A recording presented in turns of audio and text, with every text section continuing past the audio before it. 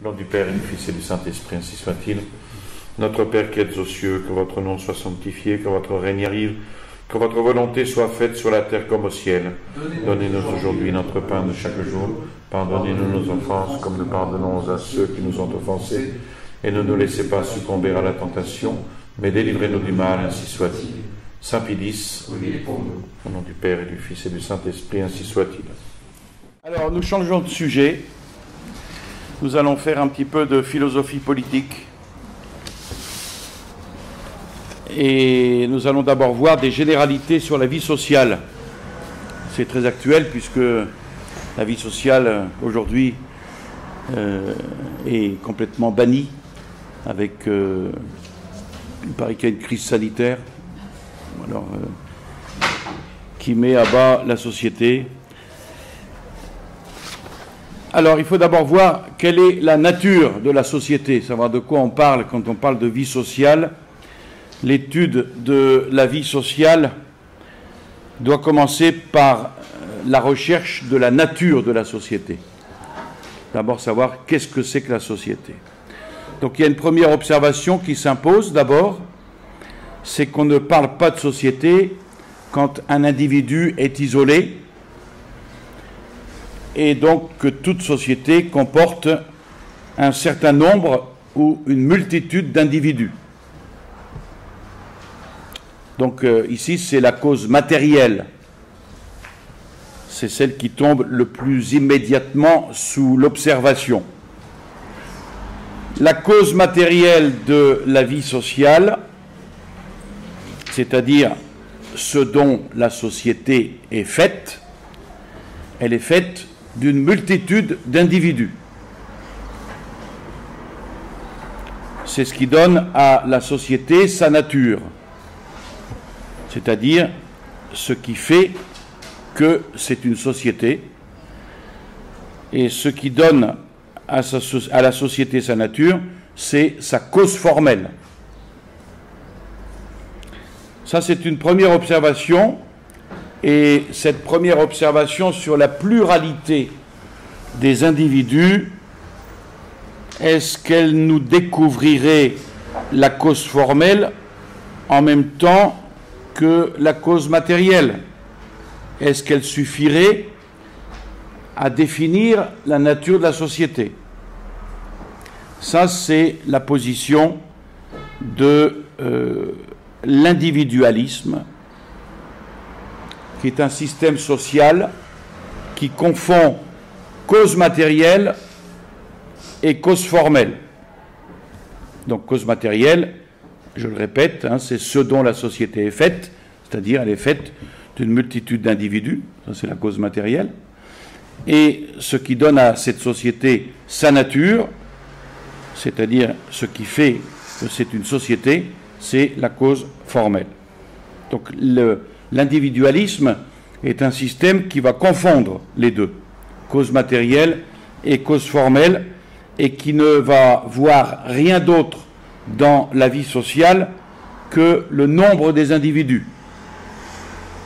Et cet individualisme va aboutir à donner une définition de la nature de la société en disant que la société, c'est une multitude ou une pluralité d'individus.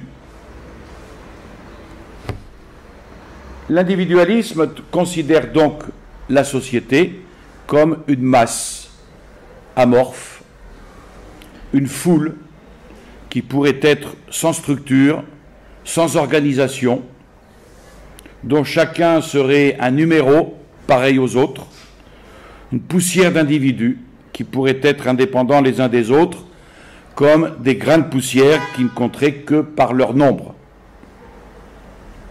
Or, il ne suffit pas du nombre des individus pour faire une société. Sur une place de la ville, voilà que des individus, à un moment donné, traversent cette place, la belle place de la Plaine. Or, ces individus se trouvent passés par là, indépendamment les uns des autres, chacun allant là où le porte son intérêt ou son plaisir, c'est-à-dire son bien individuel. sans s'occuper des autres. Et c'est donc d'une manière purement accidentelle que ces routes individuelles, indépendantes les unes des autres, se croisent au même lieu et au même moment. Tandis qu'on aurait pu parler de société si tous ces individus étaient venus là dans le même but, pour y faire quelque chose ensemble, c'est-à-dire taguer toute la place de la plaine, comme c'est le cas aujourd'hui. Donc, une rencontre accidentelle d'individus, indépendants les uns des autres, sans but commun, ce n'est pas une société. On est donc amené à reconnaître qu'en toute société, les individus ont des relations entre eux. Alors, est-ce qu'on peut définir la société comme une multitude d'individus qui ont des relations entre eux? Alors, si on considère uniquement des relations d'individu à individu, au sein desquelles chacun ne poursuit que son bien individuel, l'intérêt ou le plaisir, on demeure encore sur le terrain de l'individualisme. Il ne faut pas oublier que la nature d'une activité n'est définie que par la fin poursuivie. La fin en raison de laquelle existe cette activité, qui n'est ce qu'elle est que parce qu'elle est dirigée vers une fin. Alors, la vie sociale étant constituée par un ensemble d'activités humaines, le problème essentiel pour la définir sera de savoir quelle est la fin de ces activités. Donc, quelles que soient les relations entre individus, les échanges entre individus, tant que leurs activités n'ont pas d'autre finalité que des finalités purement indépendantes les uns des autres, il n'y a pas de société. N'importe quelle multitude d'individus n'est pas une société. Alors, venons-en à la cause formelle de la société. Il faut la découvrir en reconnaissant ce qui va donner à une multitude d'individus la nature de la société. Imaginez qu'une personne d'initiative propose de porter secours aux victimes d'un tremblement de terre et que, sous son impulsion, les secours s'organisent. Voici alors que ces gens indépendants les uns des autres se mettent à collaborer à une œuvre commune et que par là, leurs activités deviennent dépendantes et solidaires les unes des autres pour réussir cette œuvre commune pour que les secours soient efficaces. Eh bien là, il y a véritablement société. Et cela pour le temps, aussi court soit-il, où cette collaboration va durer. Donc les activités diverses, aussi variées soient-elles, sont toutes dirigées vers le même but, ici, qui est de secourir les victimes. Et c'est cette unité de but qui, pour être effectivement atteinte, les rend dépendantes et solidaires les unes des autres et exige pour cela une organisation. Donc il n'y a pas de société tant qu'il n'y a que des finalités individuelles, indépendantes les unes des autres. Par contre, il y a société dès qu'il y a unité de but, un même but, voulu et poursuivi par tous, en fonction duquel leurs activités, toutes dirigées vers lui, s'organisent. Donc voyez, ce qui caractérise la société, ce qui constitue vraiment la nature d'une société, c'est l'unité de but. C'est l'existence d'un but commun, voulu par tous. Ce bien commun n'étant pas simplement l'addition ou la juxtaposition des biens individuels, mais bien un but unique. Tous ont le même but, tous le veulent ensemble et tous ordonnent à ce but leur activité. Donc voilà quelle est la nature de la société. Alors, ayant discerné la véritable nature de la société, telle qu'on vient de le faire, on peut donc en donner une définition qu'on trouve chez saint Thomas d'Aquin.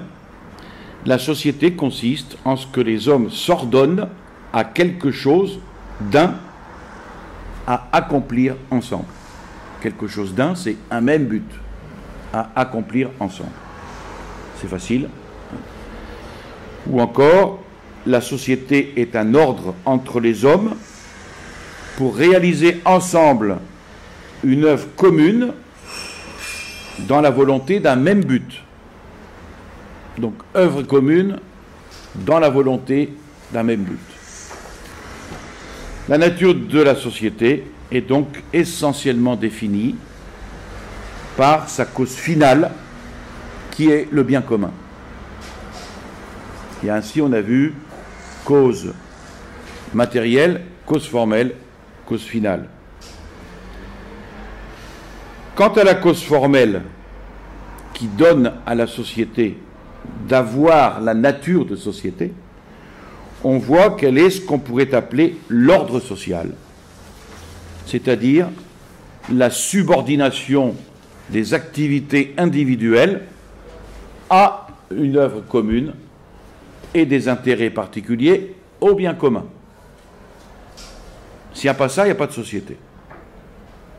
Donc le véritable ordre social, c'est un ordre dynamique, vivant, qui se trouve dans les activités elles-mêmes, ordonnées au but commun. Alors, à partir de là, de cette définition, on peut voir que la société est une œuvre d'intelligence, de volonté et de vertu. Et vous allez comprendre en quoi on ne peut pas parler de société animale. C'est d'abord une œuvre d'intelligence, la société. Parce que seule l'intelligence peut diriger des activités vers un but, parce que seule l'intelligence peut connaître la cause finale, c'est-à-dire connaître la fin comme la raison d'être de ce qui est fait pour cette fin.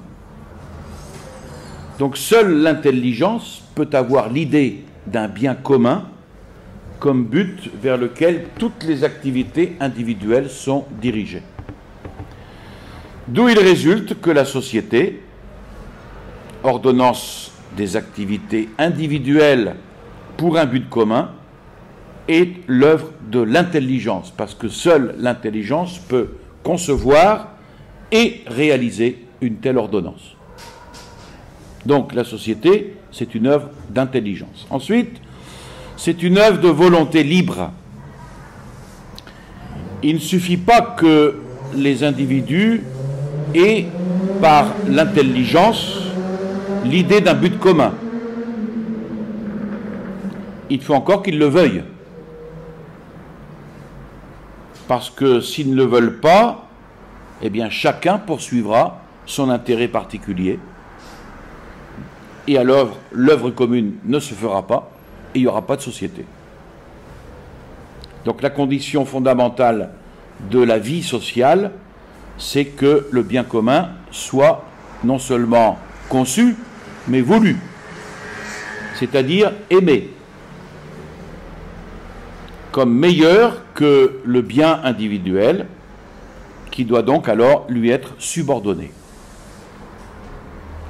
Il est donc capital de reconnaître que la société, c'est l'œuvre volontaire et libre des individus, qui ne peut pas se réaliser malgré eux, sans leur libre consentement, car s'ils donnent préférence à leurs intérêts particuliers, s'ils pratiquent le chacun pour soi, rien ne peut leur faire réaliser une véritable œuvre commune. La contrainte, par exemple, elle peut intervenir, mais elle n'obtiendrait que des gestes automatiques, sans don d'eux-mêmes à l'œuvre commune qu'ils ne voudraient pas. Donc, cette société est une œuvre d'intelligence, une œuvre de volonté et aussi une œuvre de vertu. Alors là, il ne suffit pas que les individus veuillent le même but, veuillent le but commun, si ensuite leur volonté faible et chancelante s'en laisse détourner par tous les entraînements de leurs égoïsmes, de leur cupidité, de leur passion, de leur amour-propre, de leur orgueil, parce que l'œuvre commune ne se fera pas, et il n'y aura pas de société. Mais pour que la volonté humaine ne cède pas à tous ces entraînements que sont la passion, la cupidité, l'orgueil, etc., il faut qu'elle soit armée, il faut qu'elle soit fortifiée par ces forces de volonté que sont les vertus, ces forces de caractère, ces forces morales qui nous appliquent effectivement au bien à faire, malgré tous les entraînements de la nature humaine qui pourraient nous en détourner. Et donc, ces forces morales s'appellent les vertus. Ainsi, la vie sociale ne se réalisera que s'il y a chez les individus des vertus sociales. Et ça, si un jour on a le temps d'étudier les vertus sociales chez saint Thomas d'Aquin, c'est un traité magnifique, les vertus sociales. Donc la vie sociale ne se réalise que s'il y a chez les individus des vertus sociales, qui les appliquent effectivement à l'œuvre commune, malgré, encore une fois, tous les entraînements qui peuvent en détourner. Comme on l'a vu, cupidité, passion, orgueil, qui poussent les individus le plus souvent à la rivalité, à la lutte des classes, en tout cas au chaos. Et l'ordre social, eh bien, n'existe pas.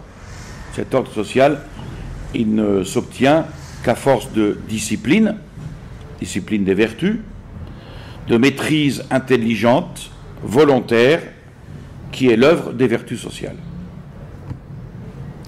Donc, il est capital de savoir qu'il ne peut y avoir de réalisation effective de la vie sociale sans les vertus sociales. C'est pour cela qu'on a aujourd'hui le chaos dans notre société. En effet, on constate que la vie sociale se décompose dès que l'éducation ne forme plus d'authentiques vertus sociales.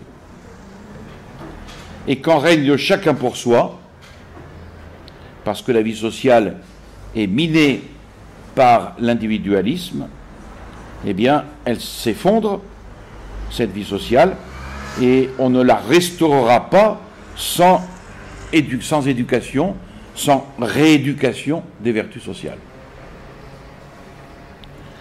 La première et le fondement de toutes ces vertus sociales est évidemment une prudence sociale. La prudence qui est la reine des vertus morales. Et cette prudence, quel est son rôle? C'est de discerner ce qui doit être fait pour le bien commun. Comme la prudence individuelle va discerner ce qui doit être fait pour le bien individuel. Ici, c'est une prudence qui n'est plus individuelle, puisqu'on est dans une société, c'est une prudence sociale qui va discerner ce qui doit être fait pour le bien commun, ce qui doit être évité pour pouvoir atteindre le but qui est le bien commun. La réalisation de la vie sociale n'est donc pas l'œuvre d'une technique, mais d'une prudence. Quant à l'application de la volonté à l'accomplissement de tous les devoirs et obligations de la vie sociale, ce sera l'œuvre de la justice sociale. Et ici, c'est important de rappeler des principes de la justice sociale.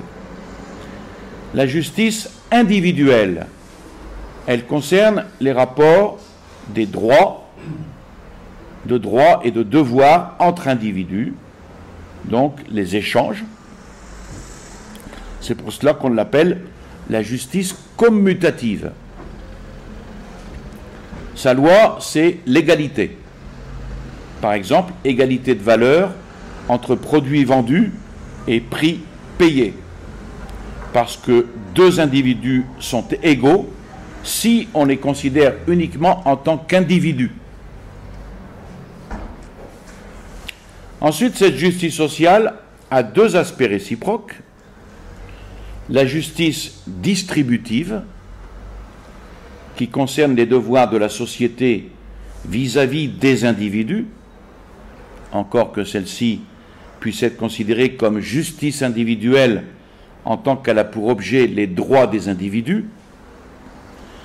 Et puis, justice générale ou légale, qui est la vraie justice sociale, qui concerne les devoirs des individus vis-à-vis de la société.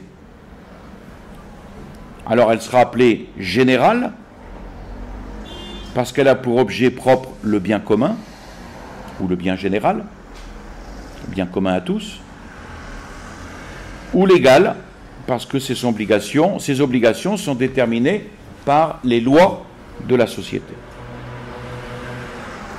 Et puis la justice distributive, qui détermine la répartition des charges, des fonctions, des avantages, c'est-à-dire tout ce qui concerne la participation à l'œuvre commune et au but commun et au bien commun. Alors là, sa loi n'est plus l'égalité. Vous voyez, sa loi n'est plus l'égalité parce que les fonctions exercées dans l'œuvre commune sont diverses et inégales. C'est donc l'erreur ici de l'égalitarisme de confondre la justice distributive avec la justice commutative. Donc sa loi n'est plus l'égalité, mais sa loi, c'est la proportion, c'est-à-dire à chacun les droits correspondant à sa fonction. Alors bien entendu, la diversité des fonctions devrait tenir compte de la diversité des aptitudes. Non seulement des aptitudes innées, mais des aptitudes formées par l'éducation. Et puis la justice générale a pour loi l'unité des efforts qui procèdent de toutes les exigences propres à la réalisation de l'œuvre commune et à l'obtention effective du bien commun. Donc en tant qu'elle est justice, c'est-à-dire qu'elle détermine des devoirs et qu'elle concerne des droits, elle se limite à ce qui est strictement dû et demande à être complétée par l'équité. Tout ça, ce sont les vertus sociales que saint Thomas traite en long et en large, que je résume ici très rapidement. Donc l'équité qui, au-delà de ce qui est strictement dû et déterminé par la loi, concerne ce qui convient. Et puis, par-dessus tout, par l'amitié, qui est une vertu sociale, avec son caractère de don gratuit qui dépasse toute obligation. La notion d'obligation dans l'amitié disparaît, elle est gratuite. L'amitié qui doit régner entre tous ceux qui, voulant et aimant le même bien commun, collaborent à une œuvre commune. Et cette notion d'amitié est importante dans la vie sociale.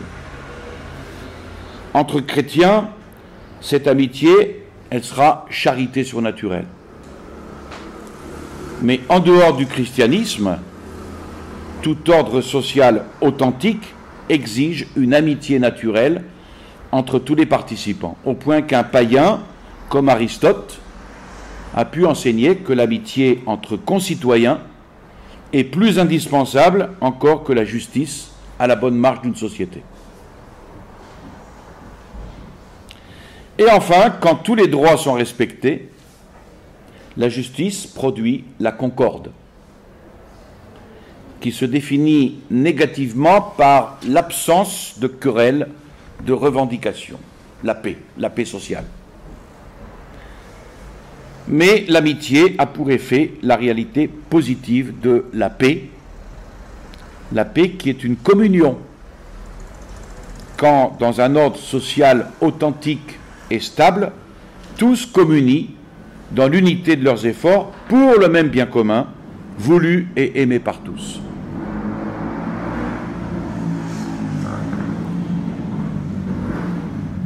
Donc, vous voyez, la société est une œuvre d'intelligence, de volonté libre et de vertu.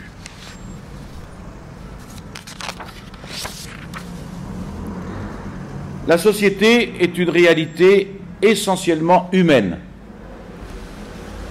Pourquoi? Parce que intelligence, volonté libre, vertu caractérisent notre nature humaine. Donc la société est une réalité essentiellement humaine qui résulte de ce que comporte la nature humaine, c'est-à-dire intelligence, volonté, vertu. Cela entraîne que les animaux, autres que l'homme, puisque l'homme est un animal social, justement, les animaux autres que l'homme ne sont pas capables de vie sociale, au sens propre du mot. On parlera de la société des fourmis. Non, elles ne sont pas capables de vie sociale au sens propre du mot, et ce n'est que par un abus de vocabulaire qu'on a pu parler de société animale. Parce que l'animal n'a pas d'intelligence, n'a pas de volonté, n'a pas de vertu, tout simplement. Des groupements animaux tels que la ruche, la fourmilière, la termitière, et j'en passe, ne sont que des mécanismes purement physiques déterminés par l'automatisme des instincts, fonctionnant toujours de la même manière. Dans votre jardin, vous pouvez essayer de dévier la colonne de fourmis, vous la déviez un moment, vous revenez 10 minutes après, ils auront repris le même chemin. Donc, ce sont des instincts qui fonctionnent toujours de la même manière, sans cette disposition intelligente et voulue, donc capable d'initiative, puisqu'il n'y a d'initiative que là où il y a intelligence et volonté. Donc disposition intelligente et voulue, des moyens en vue du but qui caractérise une véritable société. C'est par exemple l'anatomie même de l'abeille qui, la faisant reine ou ouvrière, détermine sa fonction. Donc c'est pour cela que la société est une réalité essentiellement humaine. La société est faite d'intelligence, de volonté et de vertu, elle est essentiellement humaine, mais la société est aussi une réalité morale. C'est-à-dire, c'est par l'intelligence, par la volonté libre, par les vertus, que les hommes ont une vie morale. La société qui est leur œuvre est donc une société de nature morale. Elle est humaine et donc elle est morale, parce qu'elle fait intervenir l'intelligence, la volonté, les vertus. C'est pour ça qu'elle est morale. Elle fait partie des mœurs humaines ou des comportements spécifiquement humains. C'est pour ça que la société est une réalité morale. D'ailleurs, toute la vie sociale est constituée par des activités volontaires, libres, des hommes dirigés vers un but qui est le but commun. Or, on appelle précisément moral tout ce qui est direction des actes volontaires vers un but. C'est ça la morale. C'est la direction des actes volontaires vers un but. Alors, toutes ces vérités qu'on vient de voir, et qui sont importantes, c'est pour ça que cette première leçon est très importante, parce que ce sont des définitions à partir desquelles on va pouvoir combattre les erreurs qui s'opposent.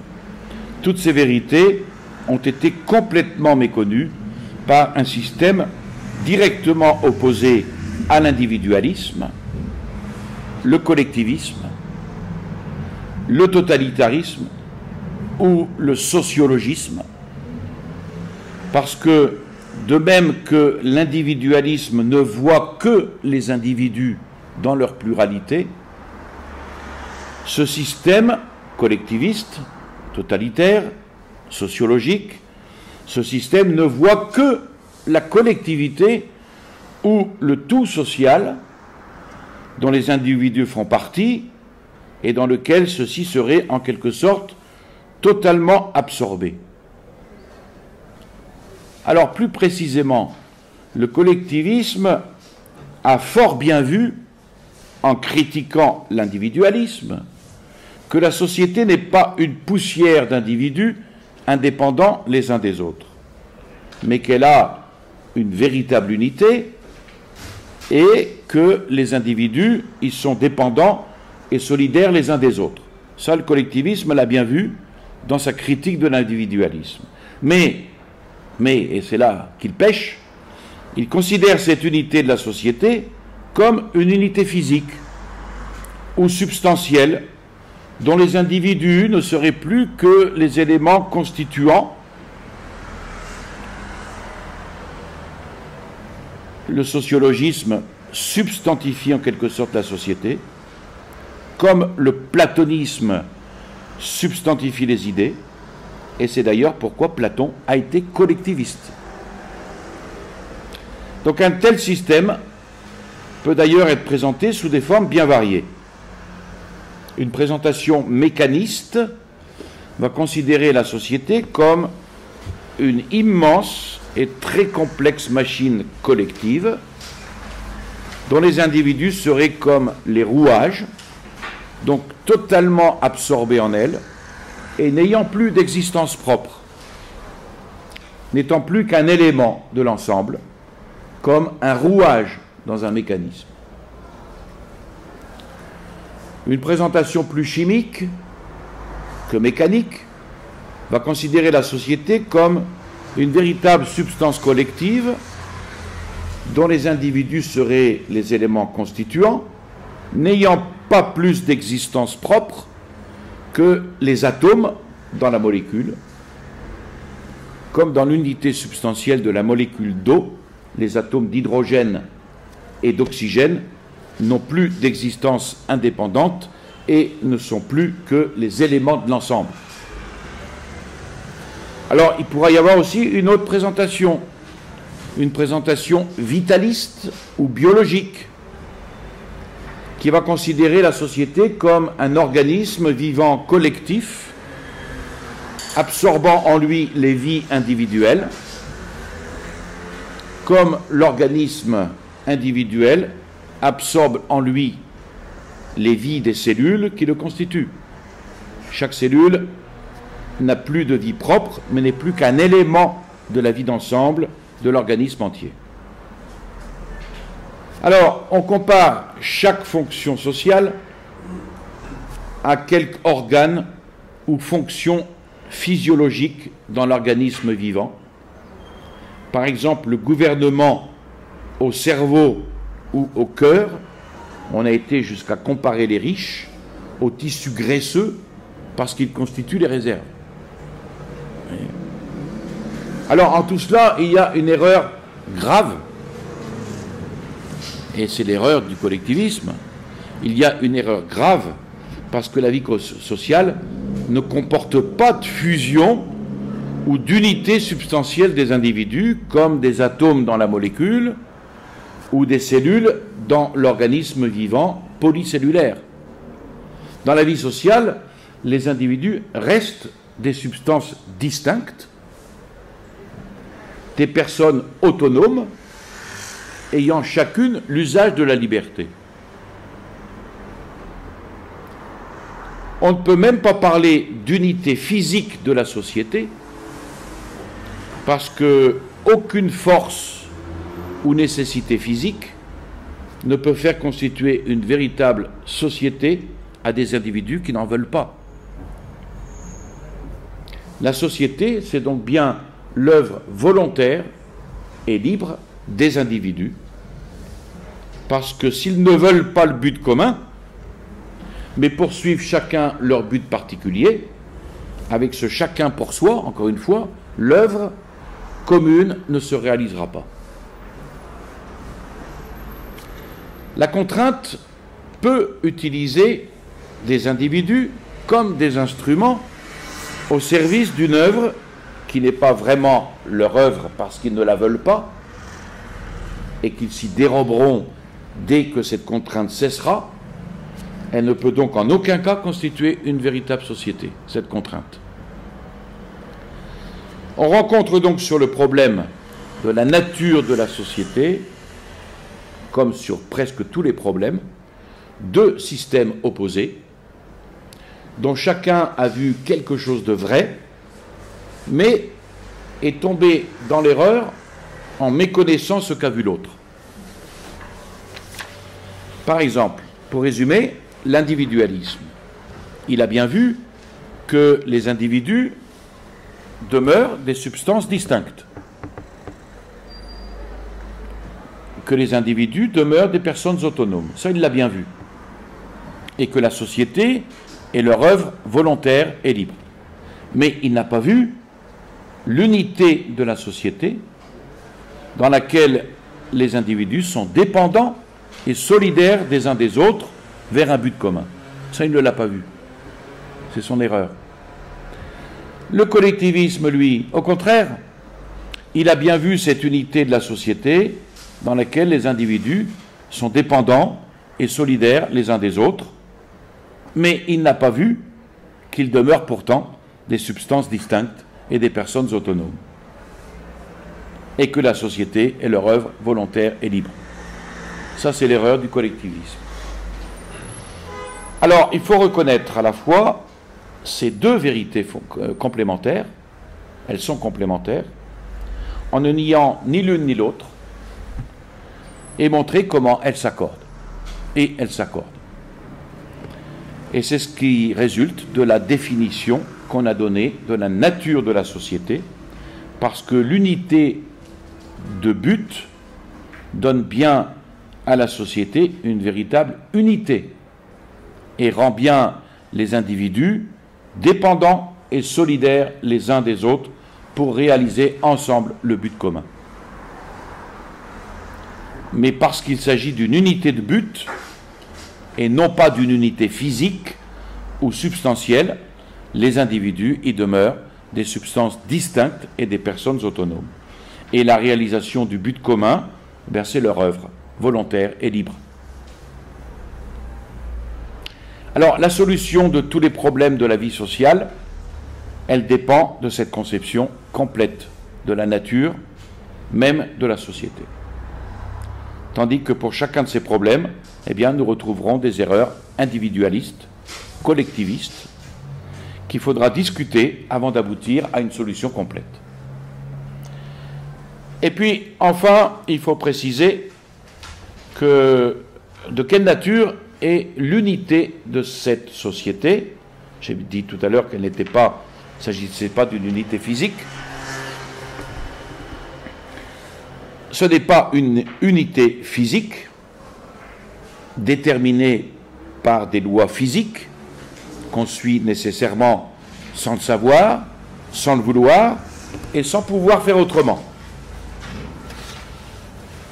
C'est conformément à la nature morale de la société une unité morale qui résulte de la direction d'activités volontaires libres vers un but commun. Ce n'est pas une unité substantielle qui ferait des individus les éléments constituants d'une unique substance, mais une unité d'ordre qui subordonne à une fin commune des individus qui demeurent des substances distinctes. Ce n'est pas une unité ontologique, c'est-à-dire de l'être, c'est-à-dire unifiant les hommes dans leur être, mais une unité, d'un mot qui peut vous paraître savant mais qui est facile à comprendre, téléologique, c'est-à-dire les unifiant dans la finalité de leurs activités. Puisque ça vient d'un mot grec qui veut dire la fin, la finalité. Téléologique. Alors pour terminer sur cette question de la nature de la société, voyons quelles erreurs philosophiques sont à la source de ces erreurs individualistes et collectivistes, parce qu'il faut remonter à la source de ces erreurs. Il y a d'abord le matérialisme, beaucoup d'ismes. Le matérialisme qui ne peut pas voir la nature morale de la société. Et qui alors, ou bien verra qu'il n'y a pas d'autre réalité matérielle que les individus, et que les intérêts matériels sont individuels, ce qui conduira à l'individualisme, surtout parce que le matérialisme ne peut pas voir la nature morale de la société, de sorte que le matériel, ou bien il verra l'unité de la société comme une unité physique ou substantielle, ce qui va conduire au collectivisme. De sorte que le matérialisme est condamné à osciller entre individualisme et collectivisme en passant toujours à côté de la vraie réalité de la société qui est morale. Et puis il y a l'idéalisme qui n'admet rien d'autre que la pensée et rien en dehors de la pensée et qui conduit au même résultat. Parce que si la pensée est attribuée à un sujet pensant individuel, celui-ci est alors totalement indépendant. D'où l'individualisme et le libéralisme engendrés par la philosophie de Kant. Et si la conscience individuelle n'est plus considérée que comme une phase ou un élément du développement historique de la pensée, on aboutira au collectivisme et au totalitarisme. Et c'est pourquoi la philosophie de Hegel est à la source de tous les grands collectivismes et totalitarismes contemporains. Et on reviendra toujours à ces deux personnages, Kant et Hegel, qui sont à la source des principales erreurs sur la société. Comme la philosophie moderne n'a pas cessé d'osciller entre idéalisme et matérialisme, il n'est pas étonnant que les sociétés modernes oscillent sans cesse entre individualisme et collectivisme. Toute philosophie qui mutile l'homme ne peut donner une notion complète de la vie sociale. C'est ce que fait le matérialisme. Il oppose dans le désordre et le chaos des intérêts matériels et individuels concurrents, on fait de l'individu un rouage d'un mécanisme collectif tendant à réaliser la société humaine sur le type de la ruche, de la fourmilière ou de la termitière, si ce n'est pas simplement sur le type d'une machine très complexe. Et puis l'idéalisme qui substitue à la réalité du bien commun à obtenir une construction de l'esprit, le système idéal d'une idéologie qui n'est elle-même qu'un masque sous lequel se déguisent les impulsions individuelles, les intérêts égoïstes, les grands courants collectifs, des cupidités, des passions, de l'orgueil, ce que l'on vit en politique aujourd'hui. Individualisme et collectivisme s'engendrent d'ailleurs réciproquement. Et dans le chaos de l'individualisme où règne le chacun pour soi, un danger commun provoquant la panique fera reprendre conscience de l'interdépendance et de la solidarité. Mais comme ces authentiques vertus sociales n'ont pas été éduquées, on ne pourra alors se livrer qu'à une dictature, se laisser embrigader dans un mécanisme collectif qui lui-même se dissociera pour revenir à l'individualisme dès que les intérêts particuliers et le chacun pour soi y reprendront le dessus. Et cette oscillation entre les erreurs opposées est inévitable, absolument inévitable, tant qu'on n'a pas compris la véritable nature de la société. Je vous salue Marie, pleine de grâce, le Seigneur est avec vous. Vous êtes bénie entre toutes les femmes, et Jésus, le fruit de vos entrailles, est béni. Sainte Marie, Mère de Dieu, priez pour nous pauvres pécheurs, maintenant et à l'heure de notre mort, ainsi soit-il. Au nom du Père et du Fils et du Saint-Esprit, ainsi soit-il.